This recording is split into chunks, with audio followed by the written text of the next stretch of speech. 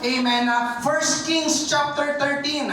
Ito po ay mahabang babasahin natin para maunawaan po natin ang kwento. Amen. 1 Kings chapter 13, verses 1 hanggang 24. Praise God. Simulan na po natin. Ngayon, inutusan ng Panginoon ang isang lingkod niyang taga-Huda na pumunta sa Bethel. Pagdating niya roon, nakatayo si Jeroboam. Ito po'y hari po ng Israel noon. Sa tabi ng altar para maghandog, inutusan ng Panginoon ang lingkod niya na isumpa ang altar na iyon. Sinabi niya, ito ang sinasabi ng Panginoon tungkol sa altar na ito, may isisilang na isang sanggol sa pamilya ni David na ang pangalan ay Josiah.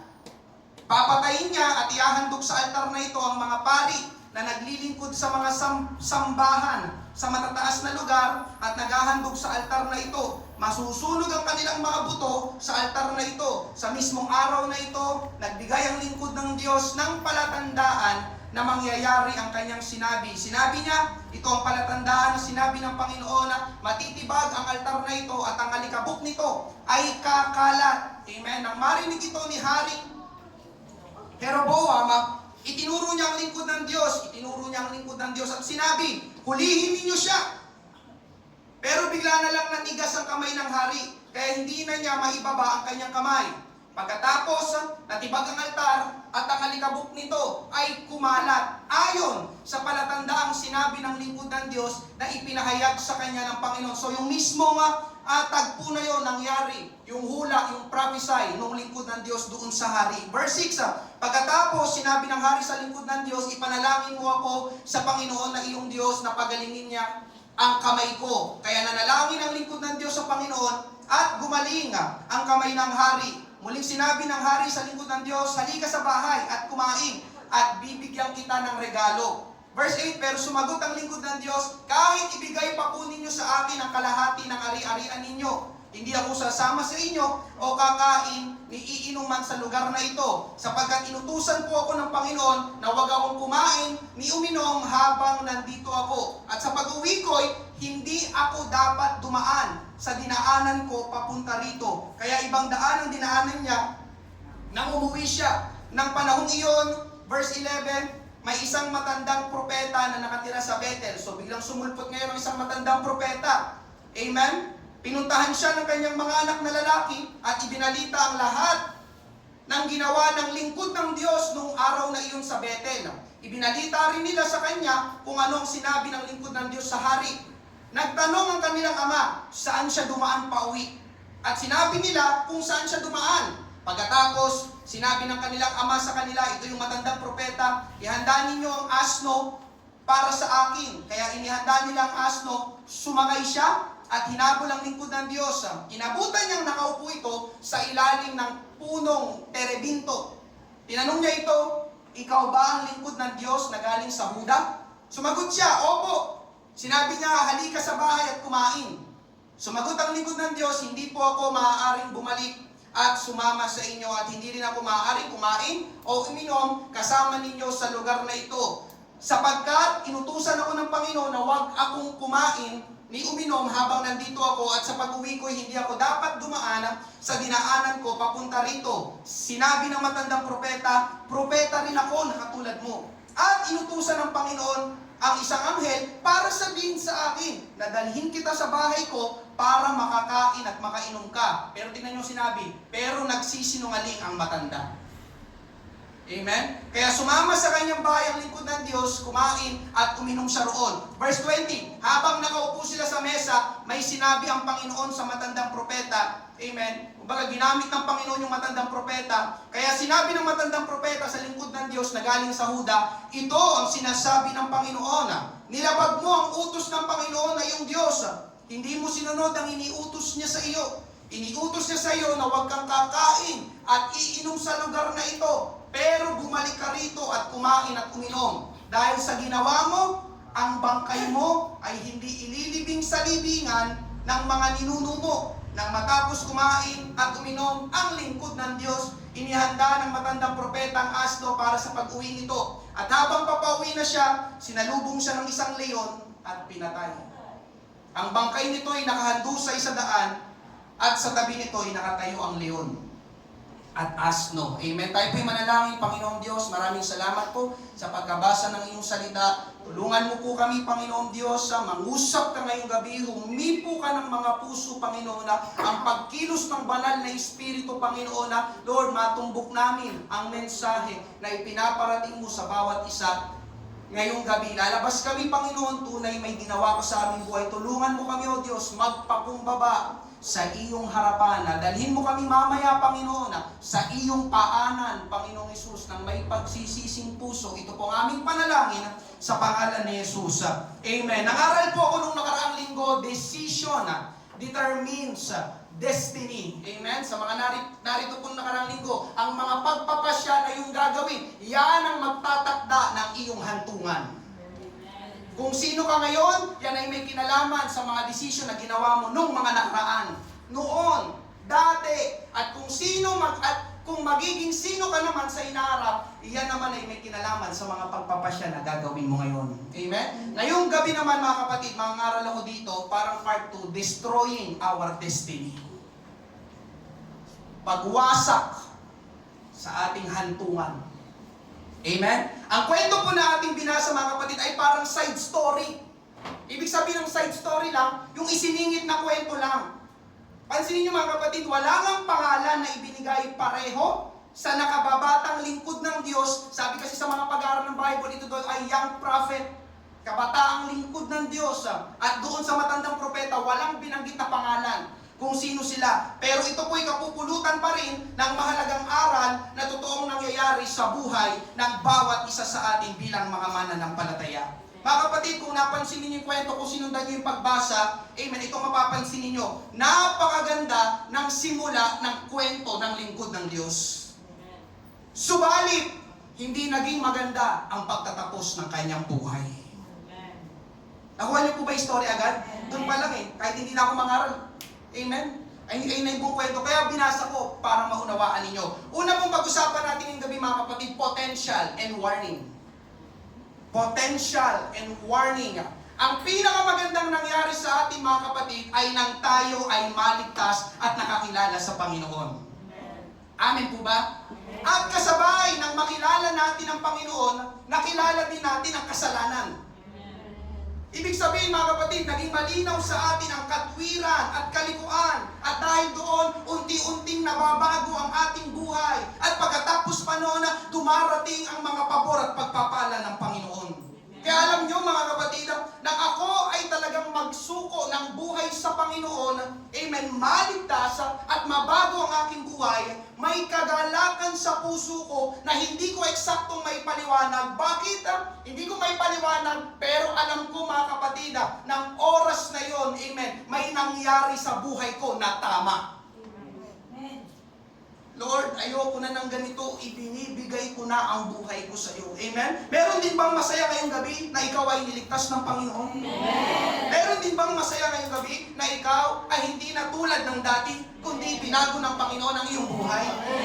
Amen. Subalit hindi pa nagtatapos doon mga kapatid, nais din ng Panginoon na tayo ay maglingkod sa Kanya. Ipagamit ang ating buhay sa Panginoon sa paglilingkod dito sa Kanyang church. Amen? Alam nyo mga kapatid, amen, bawat isa sa atin ay may calling, may tawag ang Diyos. Amen? Ibig sabihin yung tinawag ka ng Diyos. Hindi lang ako na pastor ang tinawag ng Diyos. I believe mga kapatid, amen, merong mananampalataya sa lugar na ito na ikaw rin ay tinawag ng Diyos. Sa mga lalaki na narito, amen, sinong lalaki na narito? Pwedeng may tawag ang Diyos sa'yo para ikaw din ay kanyang gamitin para magpastor. Amen. Para maging evangelista. Amen. Pwedeng maging missionary. Amen po ba? Sa mga babae naman na narito, pwedeng may tawag ang Diyos sa'yo na ikaw naman ay maging asawa ng pastor. Praise God. Hallelujah. At pwede rin naman ikaw ay maging teacher sa Sunday school. Yun ang tawag ng Diyos sa'yo. Amen. Marami pang ministry.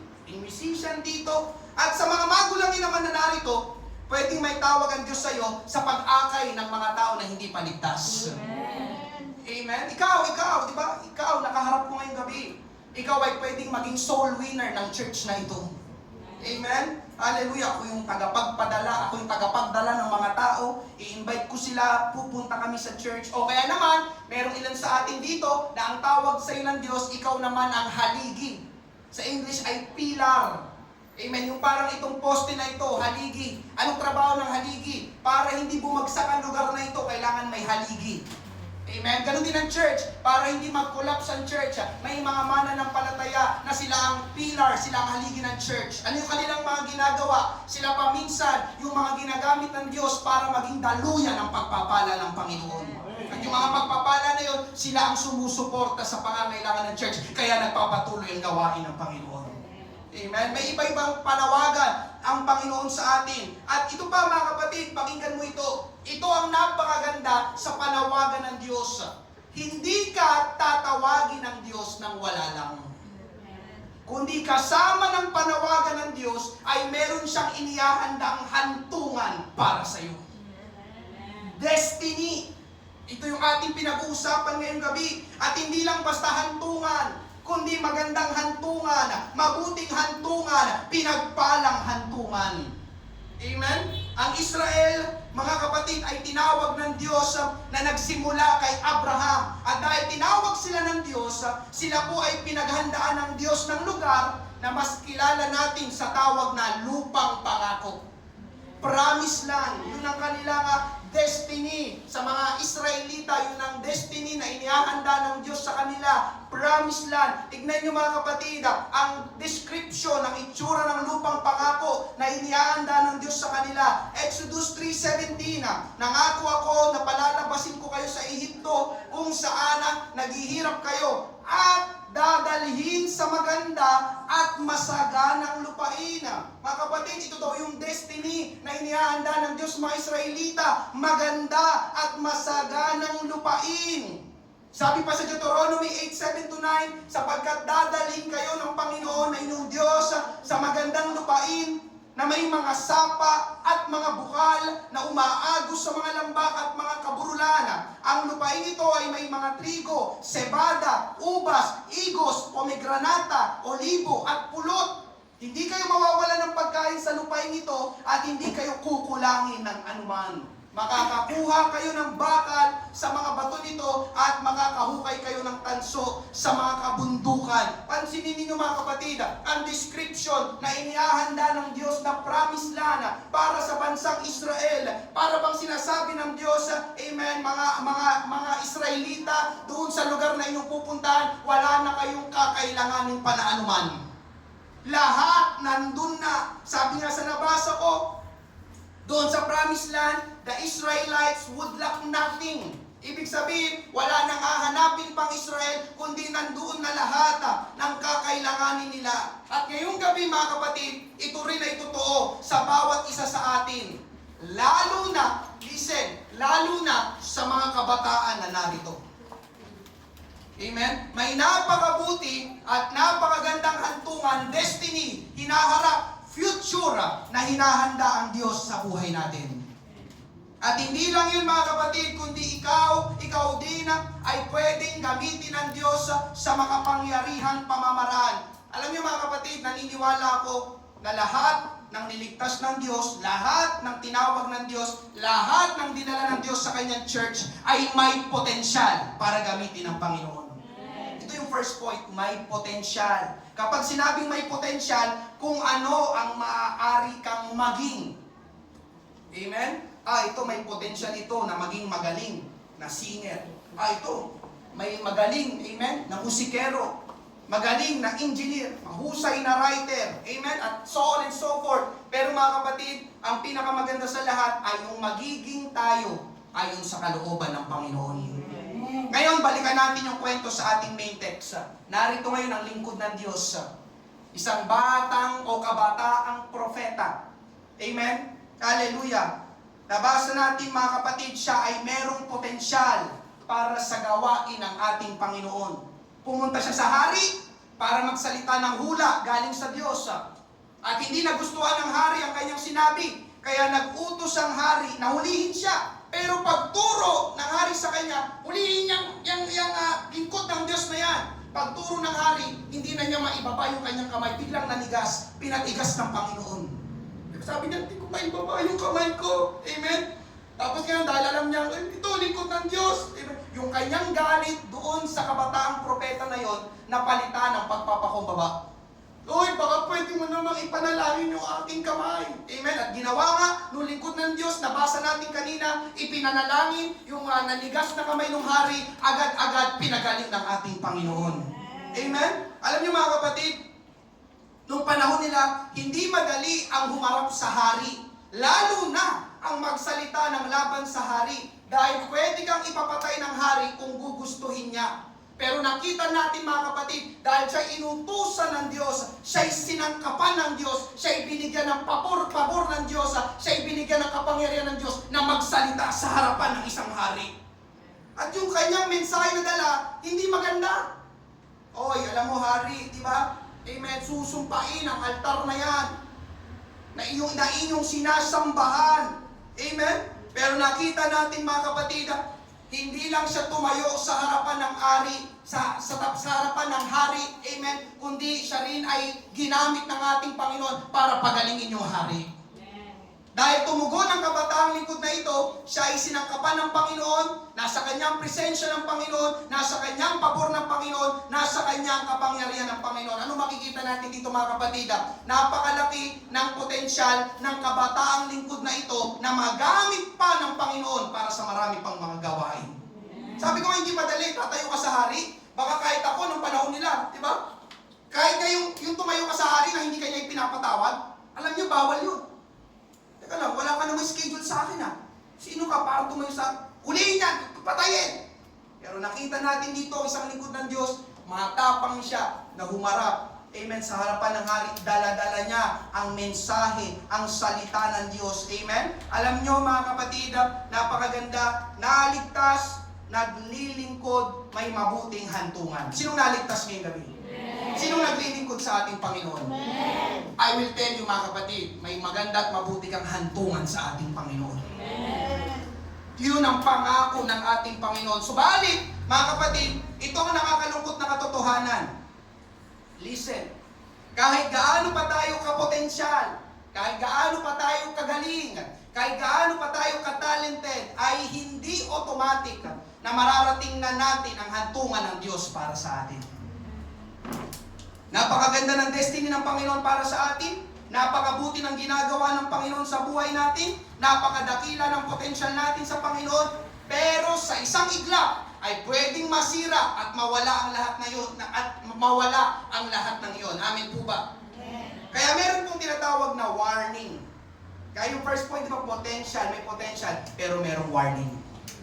Merong babala. Amen? May potential yung kabataang lingkod ng Diyos, at nagbigay ang Diyos ng babala sa kanya. 1 Kings 13:7-9. Muling sinabi ng hari sa lingkod ng Diyos, halika sa bahay at kumain, at bibigyan kita ng regalo. Pero sumagot ang lingkod ng Diyos, kahit ibigay pa po ninyo sa akin ang kalahati ng ari-arian ninyo, hindi ako sasama sa inyo o kakain iinuman sa lugar na ito, sapagkat inutusan po ako ng Panginoon na huwag akong kumain ni uminom habang nandito ako, at sa pag-uwi ko hindi ako dapat dumaan sa dinaanan ko papunta rito. So nandito mga kapatid, nagutos ang Diyos, nagbigay ng instructions ang Diyos sa kabataang lingkod niya. At yung utos at mga tagubilin, itong binasa natin mga kapatid, ay nagsasabi kung anong dapat gawin at hindi dapat gawin. Amen? Ang dapat niyang gawin, huwag kumain at huwag uminom sa lugar na iyon. Napakalinaw, sabi niya, pupunta ka sa hari. Pero teka lang, bago ka umalis, bibigyan kita ng instructions. Huwag kang kakain at iinom sa lugar na yun na pupuntahan mo. Instructions, amen po ba? At yung instructions na yun ay warning. Pwedeng maging warning. Mga kapatid, pakinggan mo ito. Kung nais mong manatili sa tamang landas ng Panginoon at marating ang hantungan, napakagandang hantungan na inahanda ng Panginoon sa buhay mo, meron tayong mga dapat gawin. Amen? Ito na yon mga kapatid, paulit-ulit ito. Mga basic. Ano yung pastor? Yung palagi ang pag-attend sa church. Pananalangin araw-araw. Pagbabasa at pag-aaral ng salita ng Diyos. pakikipag-fellowship sa iyong kapwa-kapatiran. Hindi sa mga unbelievers. Amen. Sa mga kapatiran. Amen. Palaging didisiplinahin ang sarili. Amen. Ayun na, pagiging sangkot sa ministry. At yun na, salamat. Siyempre, kasama din yung ating pagbibigay at paghahandog sa Panginoon. Amen. Kung nais mong manatili sa tamang landas, ito yung mga pangunahin na dapat na ginagawa mo. Amen po ba? At meron din naman na mga hindi dapat gawin. Sabi sa lingkod ng Diyos, huwag nang dumaan sa dinaanan niya papunta sa hari. Amen? Sabi niya, pag uwi ko, hindi ako dapat dumaan sa dinaanan ko. Ito naman sinabi ng Diyos, huwag kang dadaan. Kung saan ka dumaan, papunta doon sa lugar na yon. Pag uwi mo, sa ibang daan ka na dadaan. Ganon din sa ating mga kapatid. Kung nais nating manatili sa tamang landas ng Panginoon at marating ang napakagandang destiny na inaanda ng Panginoon sa atin, meron tayong mga hindi dapat gawin. O pwede kong sabihin, meron tayong mga hindi muna dapat gawin. Amin po ba? Meron tayong mga hindi dapat daanan. Amen? Meron tayong mga hindi dapat puntahan. Amen po ba? Pagtapos ng church, saan ka dumadaan? Saan ka pumupunta? Amen po ba? Sabi di ba? Mag-ingat pati sa ating mga dinadaanan, sa ating mga pinupuntahan. So itong dalawang ito mga kapatid, mga dapat gawin, mga hindi dapat gawin ay warning sa atin. Ngayong gabi mga kapatid, bakit tayo binibigyan ng babala o warning? Lalo na ng ating Panginoon. Amen. Alam niyo kung bakit? Dahil pwedeng mapahamak tayo. Dahil pwedeng masira ang buhay natin. Dahil pwedeng malayo tayo sa Panginoon. Ano pa? Pwedeng hindi mangyari ang kalooban ng Panginoon sa atin. Lalong-lalo na, yung ating pinag-usapan, pwedeng hindi natin maabot at marating ang napakaganda at pinagpalang hantungan ng Panginoon para sa atin. Kaya alam nyo mga kapatid, yung mga babala sa atin, sa pamamagitan ng pangangaral at sa pamamagitan ng payo ng pastor, ay hindi ko para kontrolin tayo. Si pastor, di ba, pinokontrol ako. Hindi mga kapatid, hindi rin para gawing malungkot ang buhay natin. Pastor, payo ng payo, di ba? Saway ng saway. Hindi mga kapatid, ang totoong layunin kung bakit may babala, listen, amen, kung bakit may mga babala, ay dahil iniingatan tayo. Ulitin ko, pag-iingat sa atin. Nandiyan pa po ba kayo? Amen. Iniingatan ka dahil pwedeng masayang ang potensyal mo para magamit ng Panginoon. Iniingatan ka dahil pwedeng masayang ang plano ng Panginoon sa buhay mo. Iniingatan ka dahil pwedeng masayang ang napakagandang hantungan, amen, na hinahanda ng Diyos sa buhay mo. At iniingatan ka dahil, amen, pakinggan mo ito, wala ka nang mahanap pa na nag-iisip sa'yo ng talagang ikabubuti mo, kundi ang Panginoon at ang church. Amen. Amen? Amen. Sino dito yung talagang masasabi mong, yeah, yung mga kaibigan ko yan, talagang mga nagmamalasakit sa akin yung mga yan. Amen. Sigurado ka, kapag na-hospital ka, sila ang magbabayad ng bill mo. Mga kasama ko sa, mga ganyan. O kaibigan mo lang sila kapag masaya. Kapag malungkot, kamusta? Nandiyan pa po ba kayo? Kaya ang isa sa mga payo at babala, amen, na sinasabi ko palagi sa mga mananampalataya dito na sa church, mga kapatid, kaya ako nagbibigay, kaya ako ito ipinapangaral, amen, because I love you. I care for you. Gusto kitang maingatan. Kung may magandang plano ng Diyos sa buhay mo, may masamang plano naman ang diablo sa buhay mo. Amen?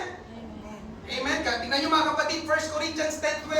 Kaya kung iniisip ninyo na matatag na kayo sa inyong pananampalataya, mag-ingat kayo at baka mahulog kayo sa kasalanan. Ito ang totoo, hindi ibig sabihin na matagal na tayong mananampalataya. Ako, 10 years na akong mananampalataya. Kaya hindi na ako tinatabla ng tukso. Kasinungalingan. Ay ako, lagi ako nagsisimba. Kaya hindi ako mahuhulog sa kasalanan. Kasinungalingan. Ay ako, ginagamit ako dito sa harapan. Kaya hindi ako madadaya ng kaaway. Kasinungalingan din yun. Ang laging babala na sinasabi ng Bible, ano sabi doon? Mag-ingat kayo. Mag-ingat. Baka mahulog kayo sa kasalanan. Amen? Hallelujah. Kaya nung kami ay nasa Mandaluyong pa ni Rolin, kahit ako'y kabataan pa lang, nagugulat ako minsan. Amen? Yung kasama ko lang tumugtog sa 180 dyan, makalipas ang 2 linggo, hindi ko na mahagilap sa church. Asan si ganito? Yung kasama natin. Yung nagbe-base. Ay, wala na. May problema daw eh. Hindi daw muna siya dadalo. Ha? Matalong nakaraan. Ang apoy pa niya sa panalangin ah. Amen? Kasi mga kapatid, amen? Hindi tayo basta matatag sa ating pananampalataya.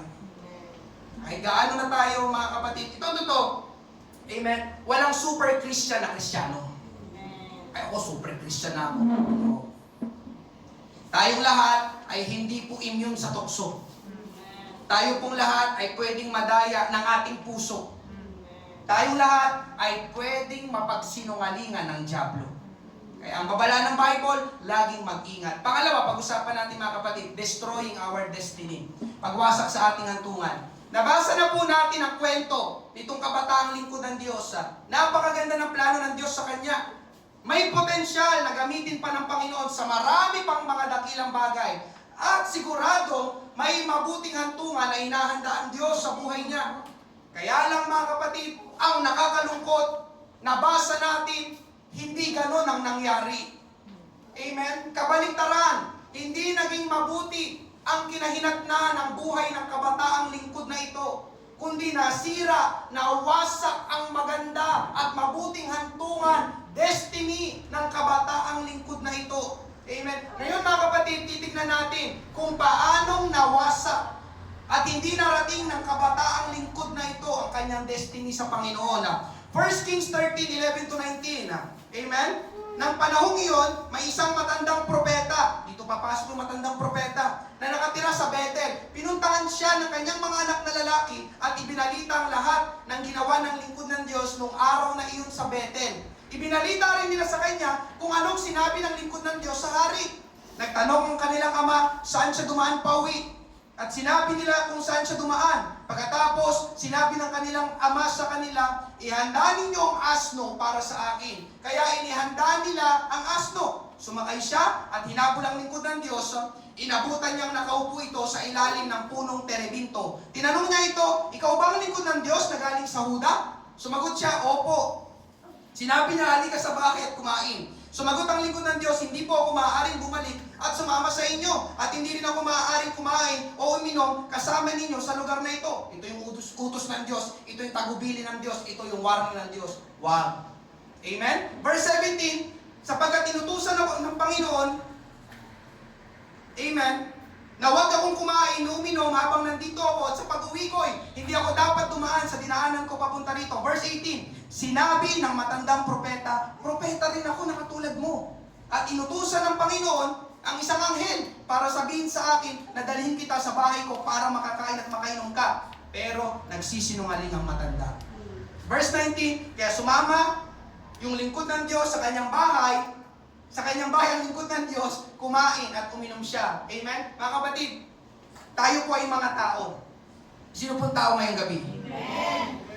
Tayo po ay isang social being, relational being. Nabubuhay po tayo sa tinatawag na relationships. Nakikisalamuha tayo sa mga tao. Amen po ba? Amen. Subalit ito po ang katotohanan. Tingin po kayo lahat sa akin ngayong gabi.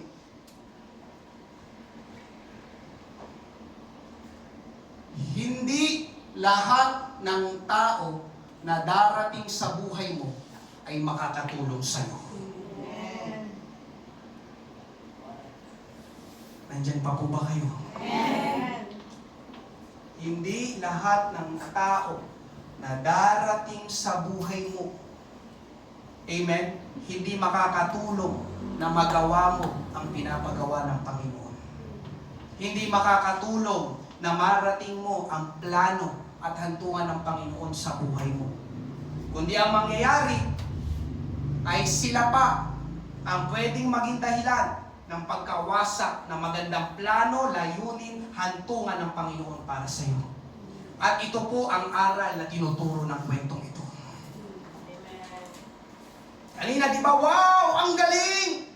Nagawa yun ng kabataan ng lingkod ng Diyos. Nangaral, nag-prophesy, nanalangin ng kagalingan, gumaling. Natuwa pa ang hari. Di ba? Inalok pa siya. Gusto mong bigyan kita ng regalo? Tumanggi lang yung kabataan ng lingkod ng Diyos. Amen. Subalit, biglang may dumating. Yun na nga, biglang may dumating na isang matandang propeta sa buhay niya. At doon na nagsimula ang pagsubok at pagbagsak ng kabataang lingkod ng Diyos. Kanina, wow, ang galing, powerful. Kaya lang biglang may umeksena na isang matandang propeta. Amen? Kaya alam nyo mga kapatid, hindi lahat ng tao na darating sa buhay mo ay nakakatulong sa'yo o makakatulong sa'yo. Amen? Kundi ang iba ay para sirain ang destiny ng Panginoon para sa'yo. At ang iba naman ay dumarating sa'yo, sila ay pwedeng padala ng kaaway sa buhay mo. Amen po ba? Amen. Parang ayaw nyo pong maniwala. Amen. Balikan natin yung binasa natin sa bandang dulo. Ang akala ng kabataang lingkod ay makakatulong sa kanya yung matandang propeta, di ba? Uy, propeta din ito. Ba, parehas kami. Amen? Kaya magkakasundo kami nito. Sige na nga. Dahil ikaw din pala ay propeta, lingkod ng Diyos, sama na nga rin ako sa'yo. Kaya lang, ang problema mga kapatid, paano ko? Yun. Nagsisinungaling ang matanda. Amen? May mga tao na darating sa buhay natin mga kapatid na magsisinungaling din sa atin. Ang kanilang sasabihin, kunwari, ay para sa ikabubuti mo, nagmamalasakit sa'yo, pero kabaliktaran. Mga kapatid, yung matandang propeta dito ay larawan, pwedeng larawan ng kamag-anak natin.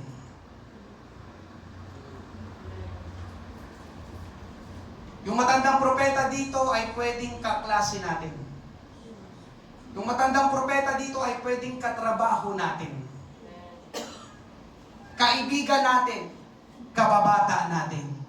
Kaya ngayon gabi ang tanong ko, sa bawat isa na narito, kamusta ang mga tao na sinasamahan mo kapag wala ka na dito sa church?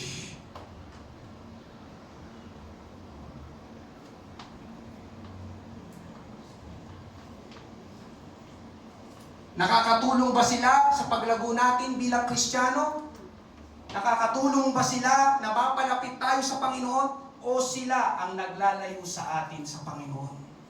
Ngayon mga kapatid, merong dalawang uri ng tao na darating sa buhay natin at isang mapanlinlang na kaisipan na pwedeng ikasira ng destiny natin sa Panginoon. Una, may mga darating na tao sa buhay natin, sila yung mga tinatawag na people of discouragement or unbelief. Ito yung mga tao sa buhay natin na puro negatibo ang sasabihin sa atin, lalo na sa ating mga ginagawa sa Panginoon. Meron ka na bang nakilala? Nakausap? Amen? Nagsabi sa'yo, ano ba yan? Nagsimba na kayo nung linggo? Magsisimba na naman kayo ngayong Huwebes ng gabi? O, ako lang nagsabi sa inyo ng ganon. Walang tao sa bayan nagsabi ng ganon, wala. Ano ba yan? Di ba nagsimba ka na nung linggo ng umaga? Sisimba na naman kayo ng Huwebes ng gabi? Baka maging anghel kayo niya. Kasi naman demonyo, di ba? Tama ba ako? Di ba? Ano ba yan? Di ba? Simba ka ng simba. Pero may nangyayari pa talaga sa buhay mo. People of discouragement, di ba? Alam mo, ikaw, nagsasayang ka lang ng buhay mo kaka-church. Nagsabi na ba sa inyo ng gano'n? Amen. Itigil mo na yan. Dinidiscourage ang pananampalataya mo sa Panginoon. May darating na tao na gano'n. Amen po ba? Amen. Deuteronomy 1:28, saan tayo aahon? Pinapanghina ng ating mga kapatid, ang ating puso. Pinapanghina dinidiscourage. May mga taong darating sa buhay natin, amen, na magsasalita ng ikakapanghina ng kalooban natin. Pero ngayong gabi, huwag kang pumayag, kapatid ko sa Panginoon. Huwag mo silang pakinggan. Sinungaling ang dyablo. Amen. At merong mga tao na gagamitin ng dyablo para magsinungaling sa iyo at para manghina ang kalooban mo at para manglupaypay ang pananampalataya mo sa Panginoon. Amen. Katulad ng matandang propeta, nagsisinungaling siya doon sa kabataang lingkod ng Diyos. Amen. Ikalawa, mga kapatid, amen. Hallelujah. Meron matiyatawag na people of moral conflict. Ito naman, mga kapatid, yung mga taong may problema sa moral. Kapag sinabing moral, pagkilala sa tama o mali, mabuti o masama. Amen. Listen, mga kapatid, meron ding mga tao na ipapadala ang dyablo sa buhay natin para dalhin tayo o pabagsakin tayo sa kasalanan. Amen? Ulitin ko, may dadalhin ng dyablo na tao sa buhay mo para hilain ka pababa sa kasalanan. Andiyan pa po ba kayo? Amen? Tuturuan kang magkasala, ilalayo ka sa kalooban ng Panginoon. Amen? At malimit, mga kapatid, amen, hallelujah, ito'y mula noon hanggang ngayon, malimit na ikinakabagsak ng mga lalaking mananampalataya, lalaking disciple, lalo na ng mga kabataang lalaki, ay babae.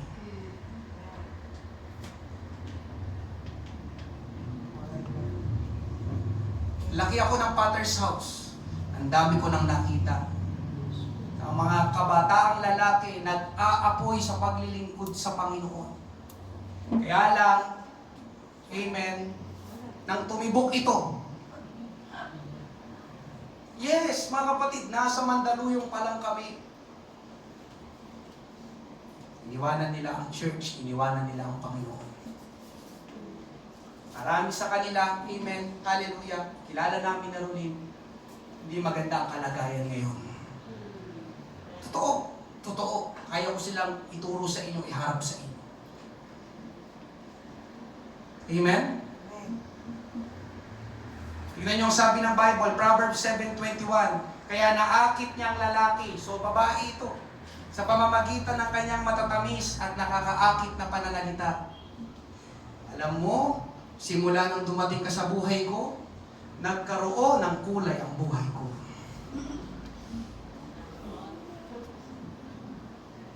Uy, ang gwapo mo. Sabi, nakakaakit na pananalita, di ba? Ang talino mo. Bagay tayo.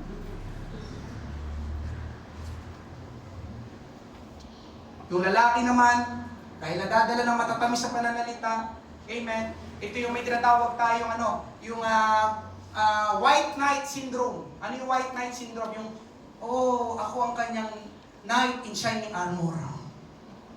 Ako ang makakatulong talaga sa kanya, sa babae ito. Alam niyo, mga kapatid, na ipapangaral ko ito ngayong gabi, dahil kagaya na sinabi ko kanina, marami ng lalaki na lingkod ng Diyos na pinabagsak ng babae. Sorry, amen, sa mga naritong magulangin, pero gusto kong bigyan, amen, ng pangangaral ito ngayong gabi. Amen. Yun po ay biblical. Merong isang lalaki sa Bible, ang pangalan niya ay si Samson. Kilala niyo ba si Samson? Amen. Siya ang pinakamalakas na tao na nabuhay sa mundo. Biruin niyo, mga kapatid, mag-isa siya, kalaban niya 1,000.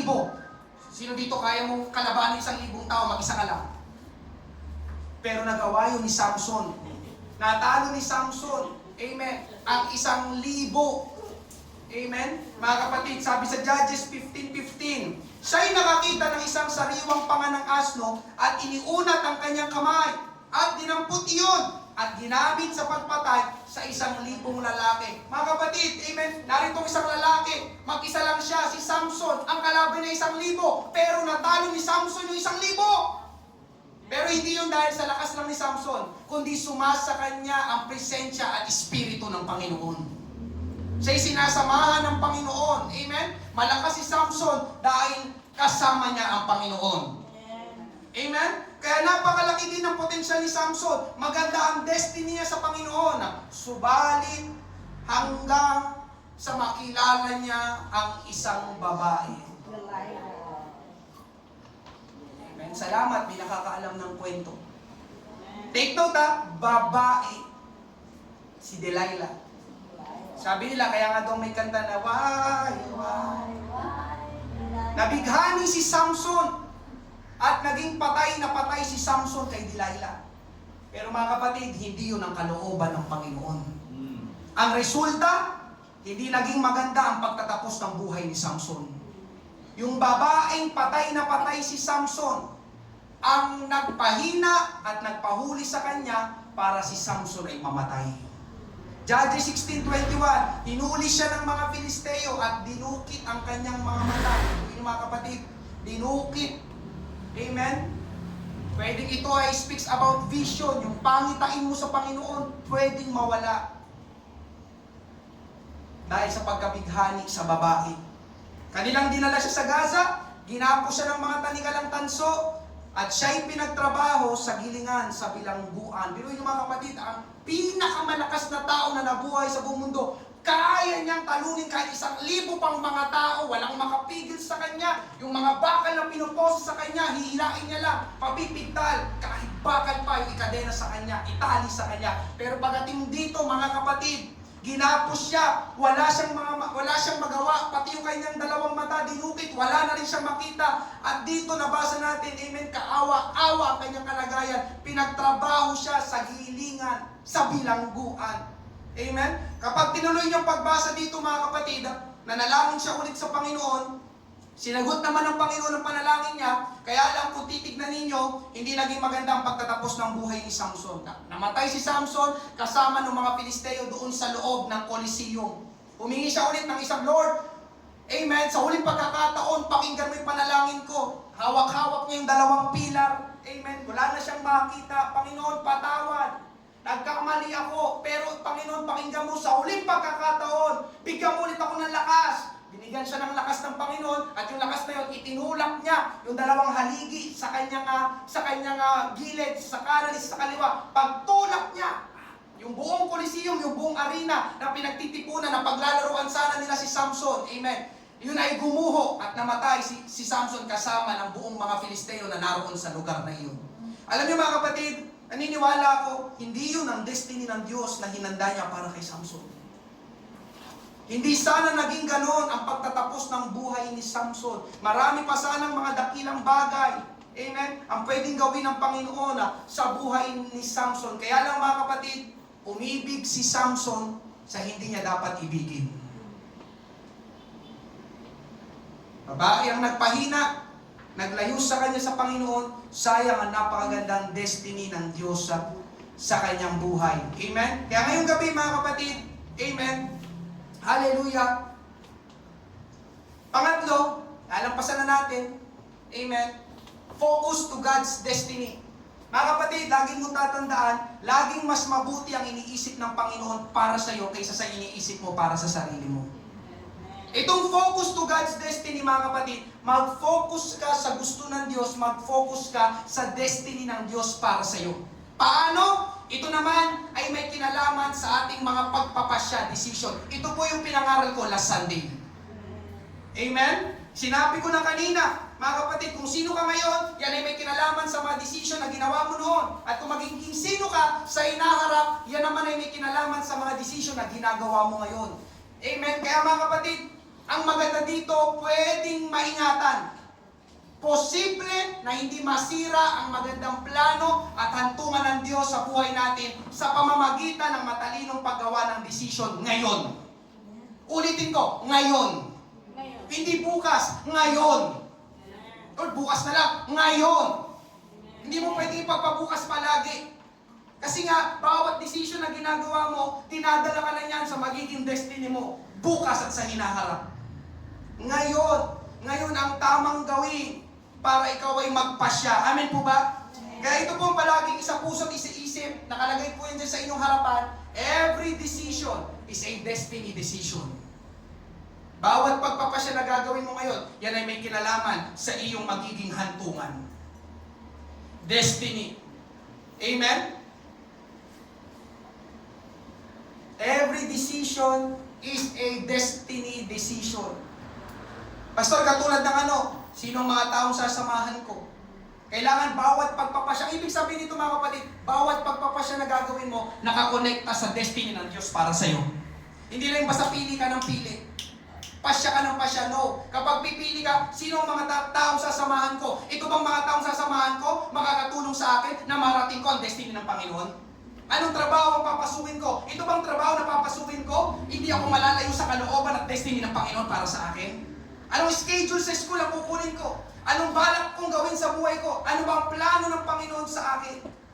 Amen? Ngayong gabi mga kapatid, hallelujah, may isang lalaki sa Bible, si Nehemiah. Siya po ang naatasan na mamuno para itayo muli ang nawasak na templo ng Diyos para sa Israel. Amen? Kaya lang, merong mga tao na gustong guluhin ang ginagawa ni Nehemiah. I-distract siya, agawin ang atensyon niya para hindi niya matapos ang pinapagawa sa kanya ng Panginoon. Ang nangyari, nagpadala yung mga taong nanggugulo kay Nehemiah ng mensahero. Pero ganito ang sagot sa kanila ni Nehemiah. Amen. Sa ating pong pagtatapos, Nehemiah chapter 6 verses 2 to 3. Kaya nagpadala sina Sanballat at Geshem ng ganitong mensahe sa akin. Gusto naming makipagkita sa iyo sa isang nayon ng kapatagan ng Ono. Ngunit nalaman ko na may balak silang masama sa akin. Ito si Nehemiah. Kaya nagsugo ako ng mga mensahero para sabihin ito sa kanila. Mahalaga ang ginagawa ko ngayon, kaya hindi ako makakapunta riyan.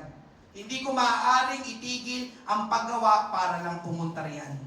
Nagpadala ang mga tao kay Nehemiah, pero sagot ni Nehemiah, no. May mga tao gustong pumasok sa buhay ni Nehemiah, no.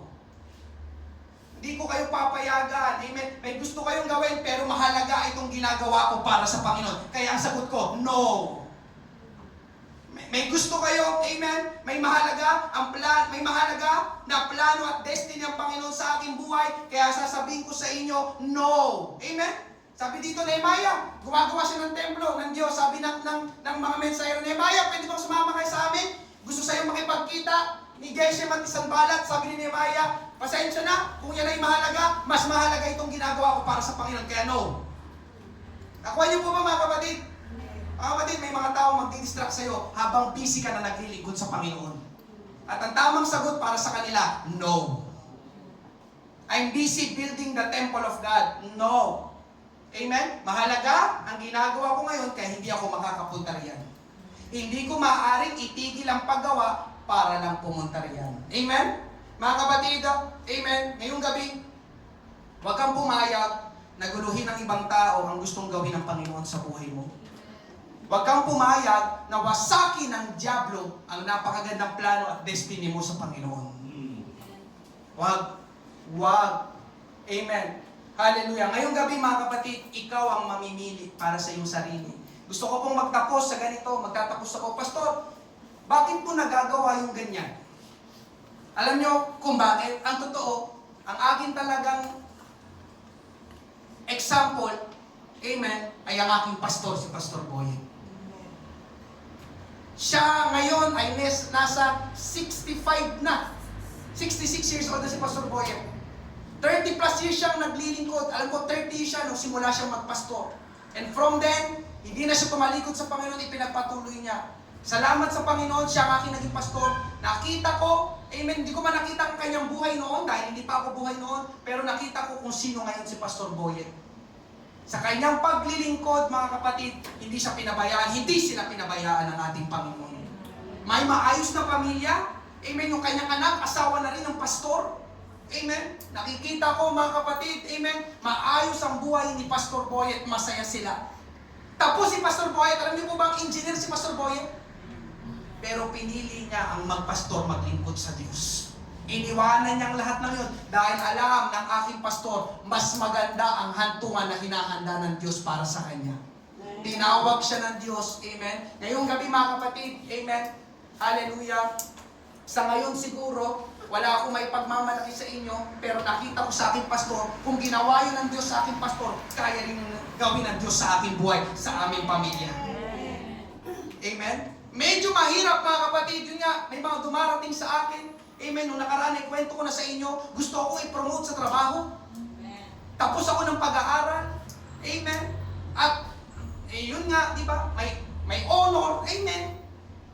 Nung iniisip ko nga nung nakaraan, amen. Actually, ako rin minsan napapaisip, tama ba itong pinasok ko? Amen. Parang mas maganda yung opportunity sa labas. Pero lagi akong kinakausap ng Panginoon, Tim, manatili ka dyan. Huwag yung iniisip mo, may plano ako sa buhay mo. At pasasabi ko sa inyo ngayong gabi, mga kapatid, maayos kami ni Rolin. May problema, kasama palagi ang problema. Amen po ba? Amen. Pero maganda, sa aming mga problema, alam namin ni Rolin, kasama namin ang Panginoon. Alam niyo mga kapatid, pakinggan mo ito, pwede kang maging masaya na hindi ka gumagawa ng kasalanan. Masaya kami ni Rolin, pero hindi kami gumagawa ng kasalanan. Pwede pala. Amen po ba? At yun talaga ang totoong kagalakan. Di ba? Lord, salamat. Amen. Alam namin ni Rolin kung anong kasalanan, hindi. Alam namin kung anong tama at mali. Alam namin kung anong matuwid sa kalikuan. Amen po ba? Sabi ko, Lord, si Pastor Boyet. Amen. Yun nga, nakikita ko aking pastor. Sabi ko sa kanya, sabi nga ni Pastor Boyet sa ilang pangaral niya, kung ako'y hanggang 80 na lang, may 13 years na lang ako. Sabi niya, actually daw ngayon, si Pastor Boyet, di ba, handa na siya. Kung kukunin daw siya ng Panginoon, handa na siya. Wala daw siyang pinagsisisiyan na ipinagamit niya ang kanyang buhay sa Panginoon. At yun din ang sinabi ko. Amen? Lord, ito ang buhay na pinili namin ni Rolin, ang maglingkod sa iyo. Lord, meron kang promise lang sa amin. Pati ang aming anak, ang aming magiging apo, hindi mo pababayaan dahil naglingkod kami sa iyo, Panginoon. Amen po ba? Amen. Mga kapatid, yun ang piliin mo. Huwag mong sirain, wasakin ang magandang destiny, plano, layunin ng Diyos sa buhay mo. Amen? Mas maganda palagi ang iniisip ng Panginoon para sa iyo. Sa mga magulang na narito, amen, yung destiny ninyo ay kung anong plano ng Panginoon sa inyo, pwedeng hindi sa inyo, pero yung inyong ginagawa ngayon, yan ay pwedeng makaapekto pagdating ng araw sa inyong mga anak at sa inyong mga apo. Hindi nyo lang napapansin ngayon, amen, pero pag dumating ang araw, pwedeng hipuin ng Panginoon ang inyong mga mahal sa buhay dahil sa inyong patuloy na pag-attend sa church. Na isang araw, pwedeng alalahanin kayo ng inyong mga anak, yung nanay ko pala, naalala ko noon, palagi umaalis ng bahay, palaging pumupunta sa church. At yun, hindi nyo alam, kakaatin nyo, may ginagawa ng Panginoon sa kanilang buhay. May ganun mga kapatid eh. Amen? Yung tsaka nawala, huwag naman, di ba? Amen? Pero doon kasi ang punta natin. Amen po ba? Merong nawala, pero doon, yung pala yung paraan ng Diyos para naman yung inyong mga kamag-anak makakilala sa Panginoon. Alam ko, nagsisimba dati si nanay. Saan ba yung church na yun? Amen? Bakit nung mamamaalam na si nanay, ang saya niya? Lagi niya sinasabi, Jesus, Jesus daw. Makakasama na niya ang Panginoon. Amen po ba? Mga kapatid, amen. Ngayong gabi mga kapatid, do not destroy your destiny. Huwag kang maakit, mainggit sa sanlibutan. Pansamantala lang lahat ng mga bagay dito sa mundo. Pansamantala lang. Huwag mong ipagpalit yung habang buhay, nakagalakan, nakasama ang Panginoon sa mga panandaliang kaaliwan, kalayawan.